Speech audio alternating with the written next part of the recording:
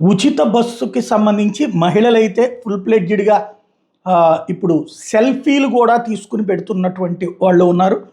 ఇటు సక్సెస్ అనే వాళ్ళు ఉంటారు, కాదనేటటువంటి వాళ్ళు ఉంటారు. అది పక్కన పెడితే ముందు వినియోగించుకుంటున్నటువంటి మహిళలదైతే సెల్ఫీలు తీసుకుంటూ చంద్రబాబు గారికి సంతోషాన్ని వ్యక్తం చేస్తున్నటువంటి దాన్ని తెలుగుదేశం పార్టీ హైలైట్ చేస్తుంది.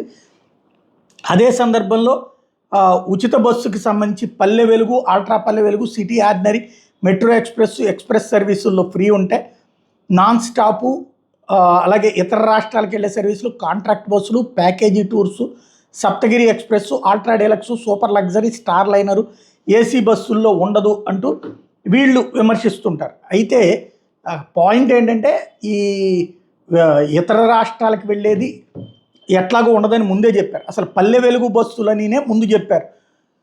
ఓ రకంగా ఇతర జిల్లాలకు వెళ్ళేటటువంటి అంటే ఎక్స్ప్రెస్సులు ఇప్పుడు అదనంగా తీసుకొచ్చారు. ఆ ఆస్పెక్ట్లో చూపెడితే చెప్పినటువంటి దానికంటే కొంచెం ఎక్కువ చేసినట్టే. పబ్లిక్ అయితే అట్లా అనుకున్నారంటే వాళ్ళ తప్పు కాదు, అది వాళ్ళ తప్పు, ప్రభుత్వం తప్పు కాదు. ఈవెన్ హామీ ఇచ్చిన రోజును కూడా ఆ మొక్క చాలా క్లియర్గా చెప్పారు, చంద్రబాబు గారు పదే పదే చెప్పారు.